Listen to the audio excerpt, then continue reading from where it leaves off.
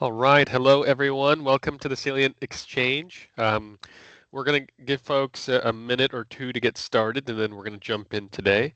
Um, and so, in the meantime, we'll go over a little bit of administrative stuff. If you have questions during this presentation, please feel free to type your question either into Q&A, you should see a button up at the top, or into chat. And we'll try to answer these things as we go through the presentation. We've also left some time at the very end to handle Q&A. We're also recording today's webinar, and so it's going to be available afterwards. And so in case you need to step away, worry not. There'll be a link provided later where you can catch up on anything you might have missed. Thanks for joining. We're going to give folks a minute or two, and then we're going to go ahead and get started here.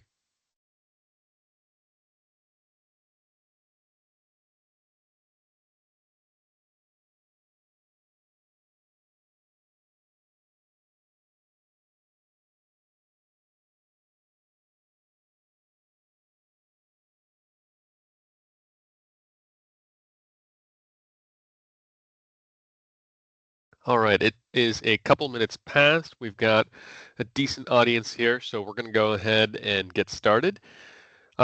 Exciting topic today. It is all about CompleteView 7.5. Hopefully you saw the press release, the email announcement, but here we are going to mostly focus our attention on 7.5, do some quick demos on some of the major features.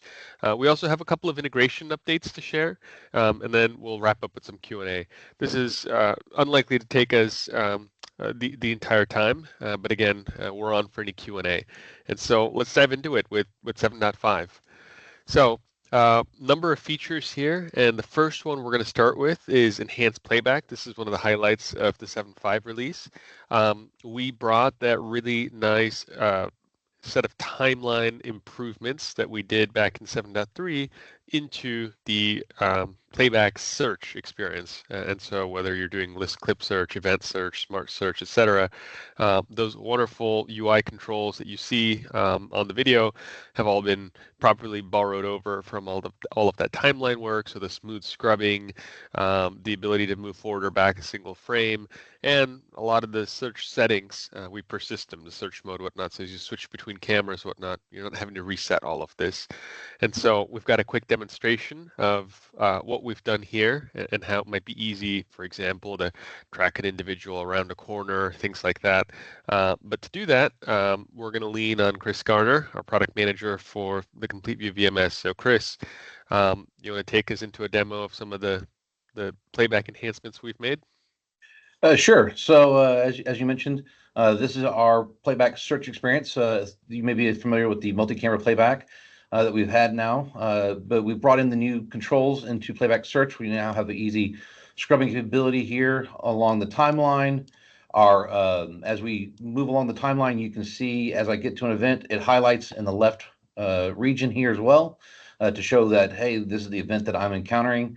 And we have our play forward and reverse. We can actually jump to between different events. It'll go, click to the different events if I'm using the right button here. I can also jump forward and backwards in time. And we also have the ability to move a frame at a time. So let me get to an area here where we can do this. So as I hit the 1 frame second, it'll move every frame at a time. And as Sanjay mentioned, we will persist the time that you're at. So if I've now searched this camera, I'm at 10:42:55, and I want to go see, hey, do these guys go around the corner or what do they do?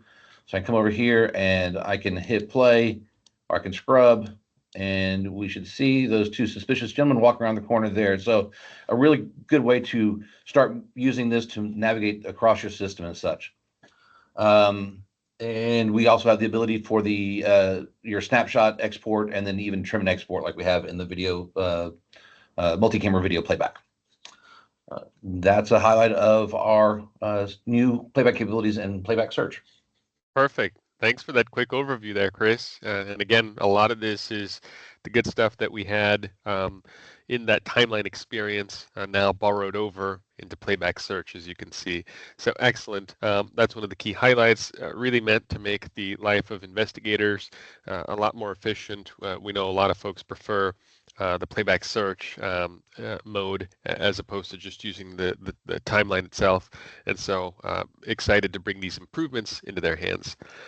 Next up, we've got a couple of encryption capabilities. The first is storage encryption. So we've added native support into our product for the recorders being able to encrypt the video that they store to disk.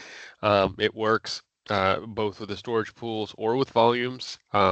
We securely manage that encryption key. This is a feature that's only available in the Enterprise edition of Complete View. The great news, the thing that I'm most excited about, is that we were able to pull this feature off with very little impact to the CPU, meaning if you've already got an existing system, you don't need to go respec the server, you don't need to upgrade the server. You could go enable a feature like this and still support the cameras and the users that are touching that system in pretty much all cases. The other thing is this feature is compatible with failover, and so really excited to bring more native cybersecurity into the product itself with storage encryption. Probably more relevant to a lot more people because the storage encryption, everything we've seen maybe on the higher end of kind of enterprise class deployments, people want to start encrypting all the video that they write to disk. But probably the more exciting thing, and Chris is going to do a demo again for us here, is being able to encrypt the evidence that you're exporting out of the VMS. And so we've added what we call export encryption. It's possible to set a password every time you do an export. And what's really cool, I think, is that the video player we provide is capable of loading multiple different clips that you've exported, each with perhaps completely different passwords. And our video player is smart enough to prompt you for each individual password and kind of load them all up. So a really nice feature where you have total granularity on being able to use a different password for every single export you do and still have a pretty smooth operator experience when someone is using the video player to load up that evidence that you've shared with them, which is password protected. So Chris, you want to do a quick demonstration of the export encryption for us? Sure. So we have our export queue here, and we can select any number of cameras that we're going to export. And one of the things you'll see new is this encrypt exported video. So if I select that, it will then prompt me to put in a password. This is a unique password for this encryption process. So every time I do an encryption, I will enter in a new password. As Sanjay mentioned, we can export any number of clips and encrypt all of those when you're exporting here. So instead of going through the process of watching this export, I've already exported a few clips from previous, and I'm going to open up our video player and go find those clips here real quick. And if I put in the incorrect password, it will keep prompting me to say, hey, I need a password. If I put in the correct one, it should open up and we begin playing. So all the behavior once you've entered in that password is the same as you've come to know with the video player. Again, if you enter in the incorrect password or you hit cancel, it will bypass that and just load a black screen. So if you do have multiple cameras and don't have the passwords for all those, you will be able to show or display any of the cameras that you have the correct password for. Likewise, if you go open up any third-party export utility or a video player, such as Windows Media Player, VLC, you would not be able to pull up this video at all. It'd show just a black screen or just garbage. So, and that's our video export. Awesome. Thanks, Chris. And again, it was just really nice how we're able to support natively multiple different clips with separate passwords as well. That's pretty powerful. So those, now that we've talked about encryption, let's move to another, I'll say more enterprise-focused capability, federation, highly anticipated capability here. We did some work early on with our version 7 release where we really improved the scalability of a single management server. It can handle tens of thousands of cameras. But nonetheless, we have a lot of large multinational enterprise class deployments where you don't want a single point of failure. You want more regional or site autonomy. And so Federation really addresses some of those concerns where it's possible to put a management server at every single site, have them, flow up into and get managed by a parent management server. And so the benefit there is at every site you don't have a single point of failure. You have full kind of autonomous control of a site or of a region, but you have a really smooth user experience. The user is not having to log out and log into each of these different management servers. And so, each site having a management server, the user can now seamlessly navigate through as a federated user, so long as this is configured correctly. The best part is for a lot of larger enterprise class deployments, it's a very smooth experience because using Active Directory, you can automatically synchronize your users across all the different management servers, effectively across your different sites or deployments. If for some reason you're trying to do federation and you do not have Active Directory set up, then there's a little bit of configuration that you have to do by hand to make sure that the federated users properly exist with the same username, password at every site that you want to give them access to.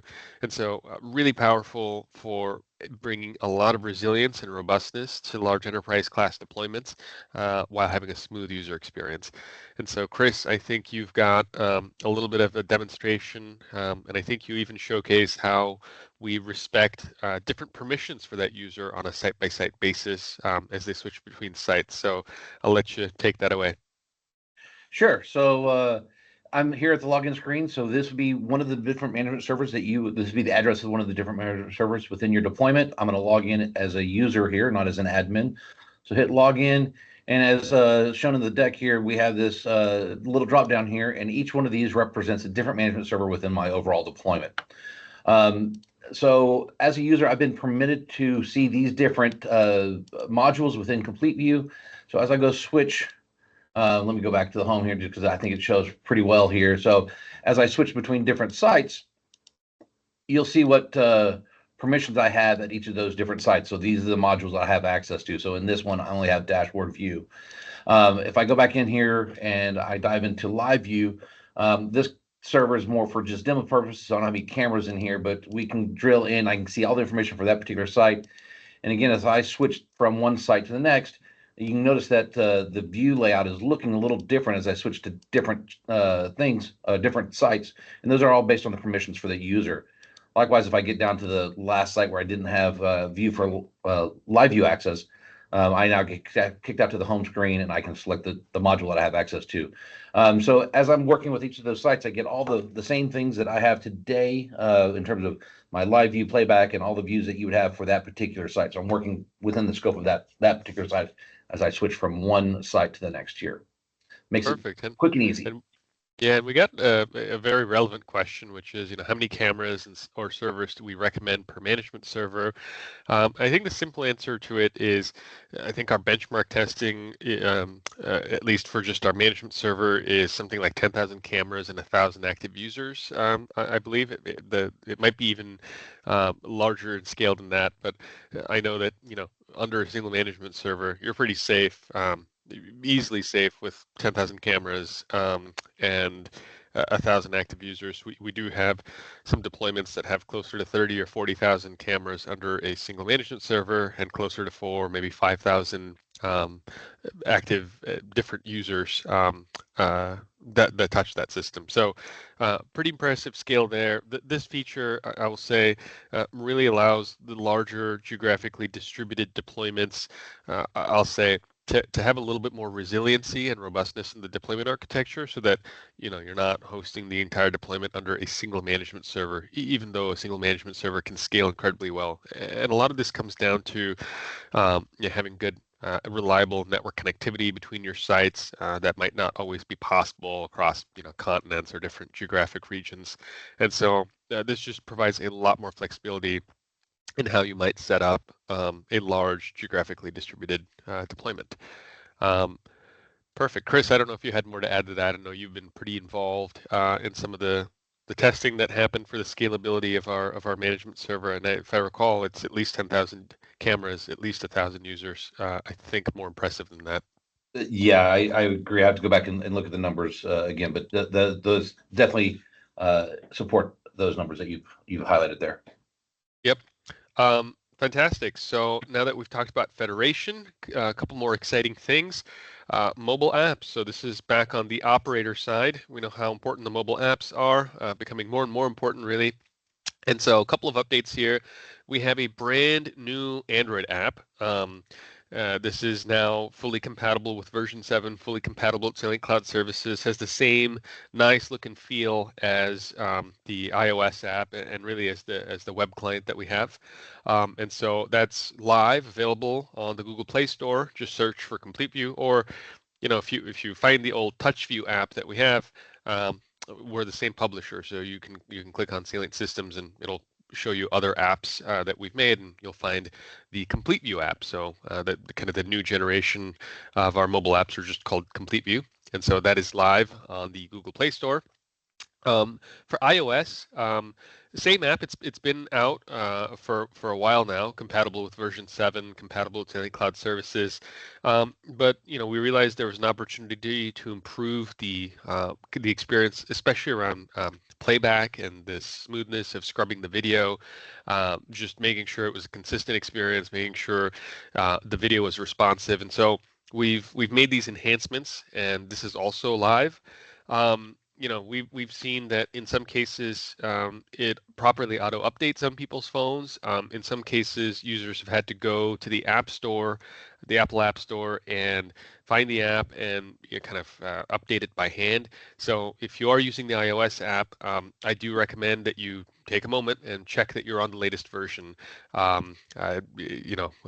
This is, I'll say, a little bit outside of our hands when we're talking about how mobile apps get distributed beyond getting them into the Play and app stores. And so both are out, and just do that little check on iOS to enjoy a slightly smoother playback experience. Chris, I think you've got a little demo to prove to the people that we do, in fact, have a very real and very awesome, consistent looking Android app. So let you show that. Yeah, here's our proof of life here. So here I've got my Android phone here. This is our new Android app. If you have looked or seen our iOS, you should see a lot of similarities between that app and this. I mean, they should be identical at this point. So I can come in here and I can switch my views. Again, as you can see, we have maps, live view, playback, all the functionality that we've had support for in our iOS is now available in our Android device. Perfect. Um, yep, this is proof of life, and you can tell down at the bottom, looking at the controls, that, and up at the very top, that it is an Android device that Chris has. We're not masquerading an iOS device. So that's a quick thing on the Android client. Again, it's live. We've got a few folks out there already putting this to use. Excited about that. Um, so that's it for all of the really major capabilities that are in 7.5. There are some other features as well, some minor enhancements to the web client, especially around dewarping fisheye cameras in the web client, a long list of bug fixes and other minor enhancements. But what we focused on were, I'll say, the most exciting capabilities that are in the 7.5 release. Some of them targeted more at enterprises, like the storage encryption and federation. Some of them targeted really at making the life of the operators a little bit easier. So export encryption, the better playback, the mobile apps. So stuff in there for investigators and for people doing live monitoring perhaps on their mobile device. So with that, we're going to talk a little bit about some key integration updates, and we've got Dan, who handles integrations here in Product Land. And so Dan, take us away with some really exciting integration updates that we've got. Yeah, thank you, Sanjay. Very exciting here on the Halo and Triton sensors. These are the vape detectors that are very, very popular in schools and other types of facilities. And they do a lot more than just vape detection. They can do aggression, keywords, air quality, smoke detection, gunshots, even the keywords. You can actually program those in. We now have a direct integration into Complete View with these guys, and that does require Complete View 7.4. Because that's where we introduced our new REST API for event injection. So that's the minimum requirement on the Complete View side. It does require a channel license, but what's fun here is that each of these devices will send out an RTSP stream, which is a dashboard in video of what's going on with that device, what it's detecting. So you can monitor that in real time in live view. We get the events, you can get the pop-ups in alarm view, also in Spotlight if you want to use that. And you can associate other cameras with it.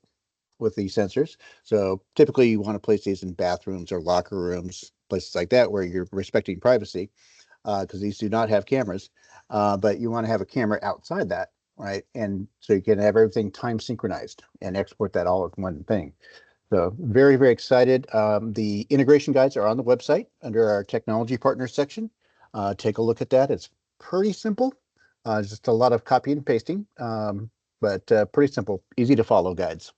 And All Dan, right. we have a little bit of time. Yeah, you want me to show Not you? to put you on the spot, but maybe we do a quick demo so that people can Absolutely. actually see some of this. I think it's very powerful to see the amount of information that feeds in.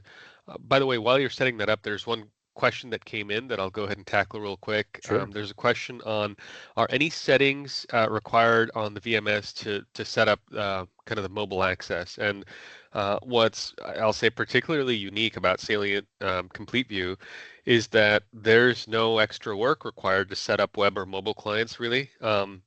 If you're using the Salient hosted web client.salientsys.com, you just point it to your management server. Obviously, you have to make sure you have a route there. But same with the mobile clients, there's no separate mobile transcoding server or anything like that. I mean, quite literally, it just works. The one thing that we sometimes see is if you're outside your company network, then sometimes IT gets involved to help set up VPNs for users to make sure that they can use the mobile app to actually reach the management server. The other thing is we've got Salient Cloud Services, which provides secure remote access. So that can be another way to simplify connecting in securely and safely from outside the network. And so no real setup required. You just download the mobile app. You use the exact same credentials as though you were on-premise using the desktop client, exact same management server URL, pretty much in all cases, and no extra config required anywhere to get it to work. It's pretty simple. And so with that aside, Dan, back to you on the vape sensors. All right. Thank you. So here I've got one of the Halo vape sensors actually sitting on my desk here, and then here's the dashboard that comes in on the RTSP feed. And I'm just going to mess with it now to get motion and tamper. Yep, there we go. I like that. And you'll see it comes in. The initial alarm comes in as the first alarm that it detected. So tamper.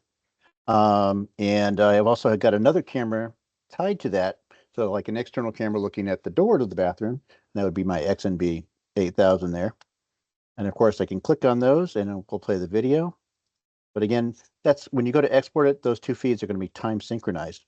And we can also, if you choose to use the Halo Cloud, which is a cloud service from IP Video, get my little cursor there. This is another way to do a dashboard. Halo Cloud provides you some fleet management, as so to speak, on all of the devices. If you have a lot of Halo sensors in your facility, you can use the cloud to kind of keep an eye on all of them, all in one view there. But it's not strictly necessary for integration at all. You can directly integrate the Halo sensors into Complete View, and let me show you how simple that is in terms of what has to be done in Complete View.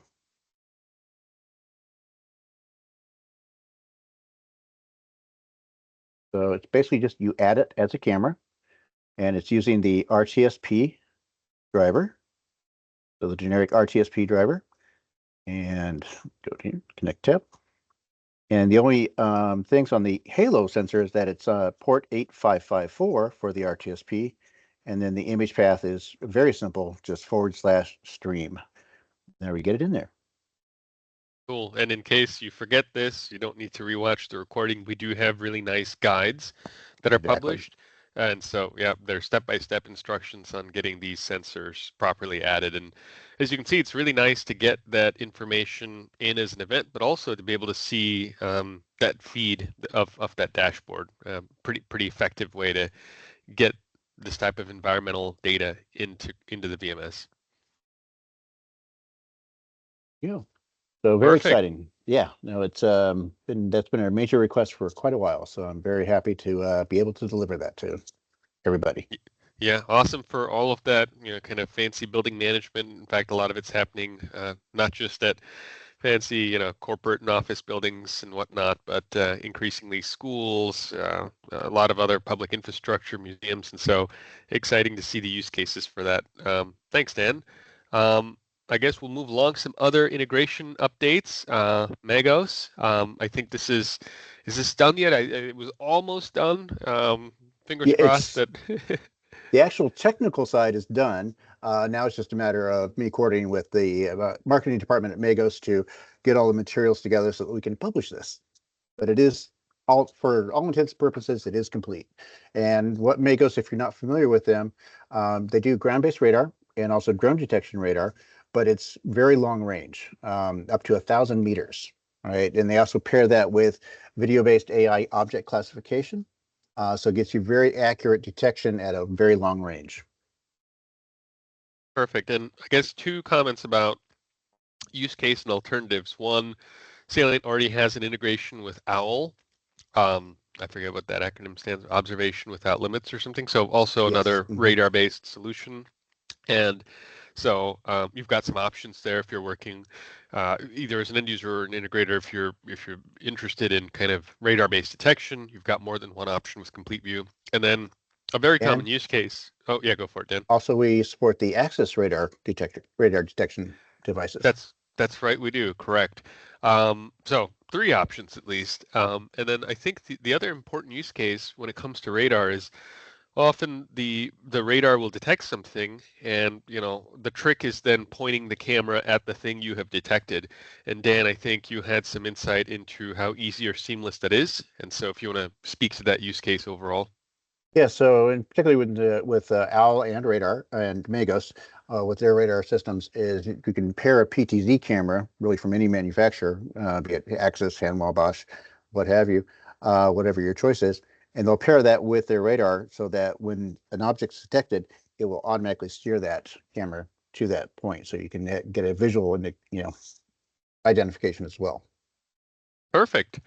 So yeah, full complete use case there. It looks like someone raised their hand. So if you've got a question, I would say please put it into chat or Q&A. That'll be the easiest way to do it, as opposed to trying to unmute participants on the webinar. And so happy to handle questions over the Q&A or over chat.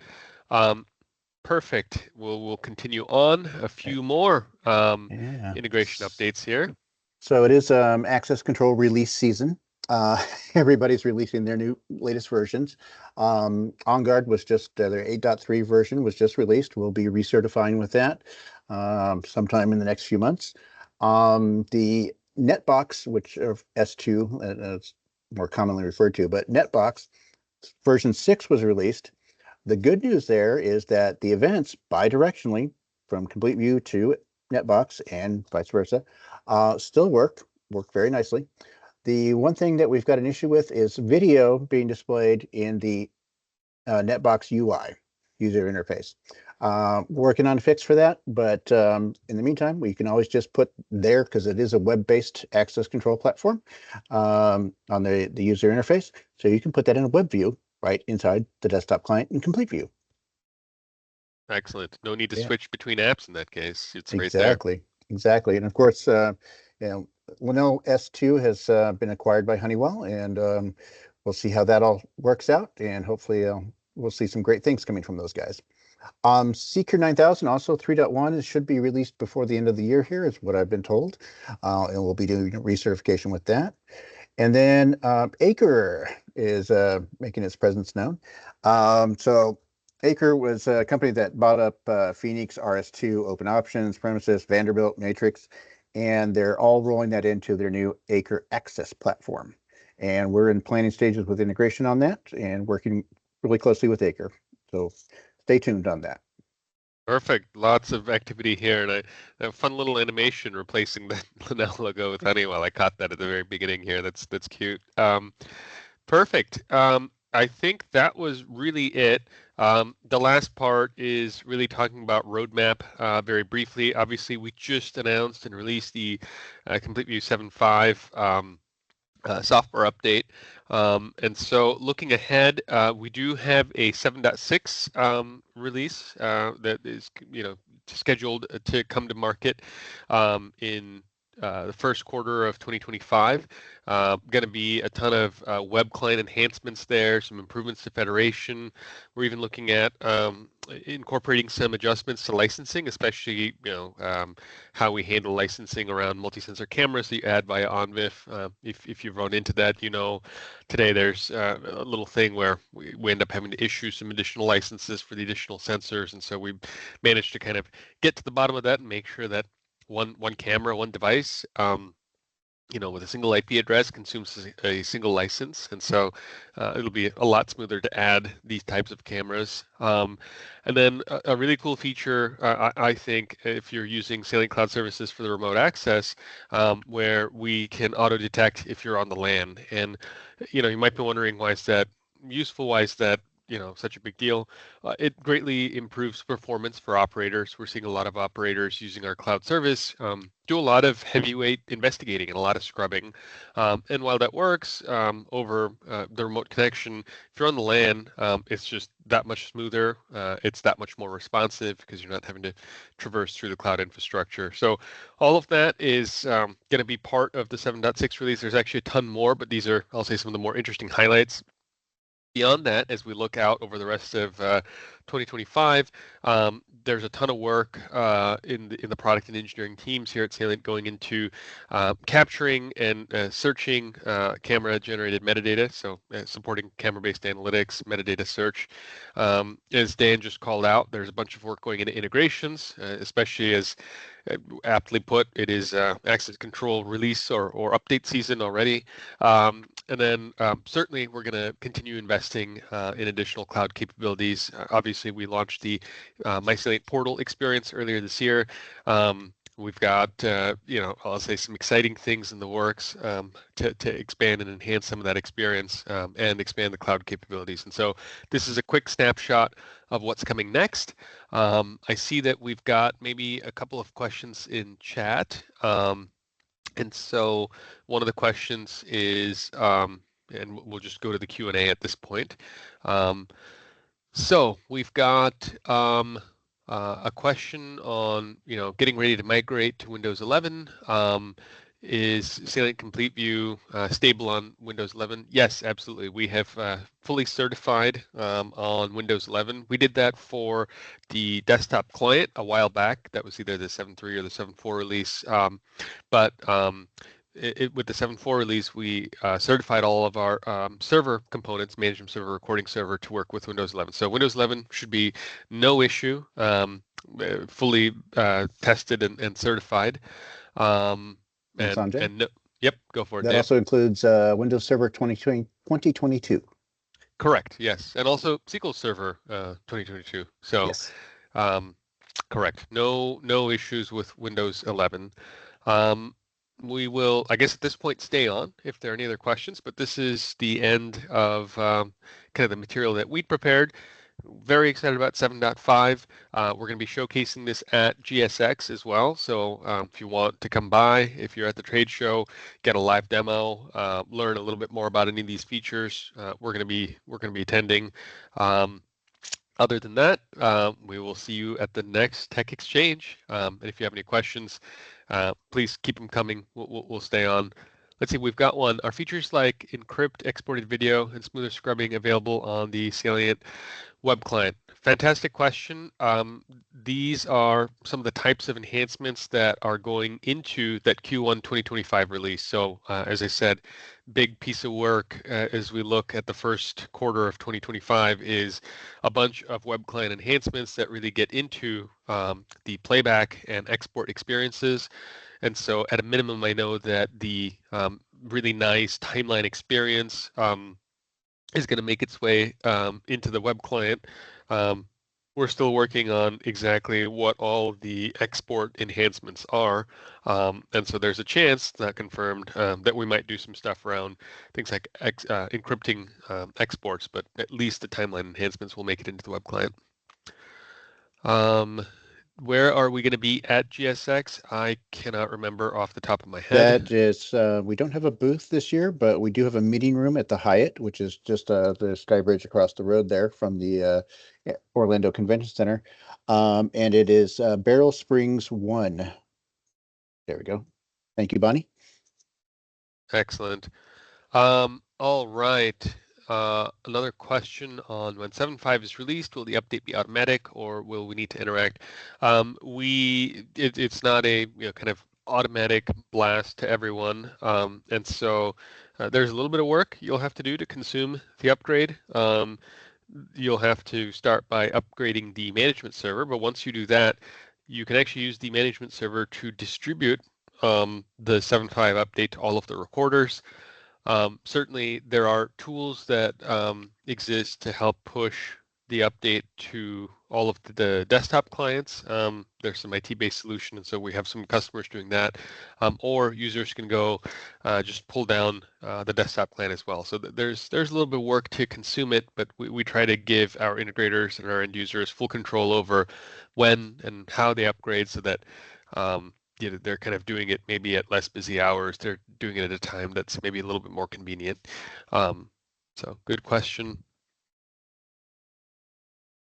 What else do we have? Are there any release notes for bug fixes? Yes, absolutely. So with every release, we have a full set of release notes. We also have a full set of what we call known issues. And so all of that is available, and you can get kind of a list of every single feature that we did, as well as key known issues. And so we try to be very transparent about that. It's all available on the page where you can download it. All of that is through the My Salient portal. What are the hardware specs for management servers? That can support 10,000 cameras or more. Gosh, I don't have this off the top of my head. But whoever asked that question, we will follow up afterwards to share. I think there's a document that shares recommended minimum and recommended specs for each of our components, including the management server. And so that would be the place, and we can follow up with that asset. Perfect. Well, thank you everyone for taking the time to attend and join. Again, if you have questions, please feel free to reach out to your local sales representative, or reach out to support. We're here to help and assist and clarify. Thanks, and we're excited about the 7.5 launch. Excited about maybe seeing some of you at GSX. Take care.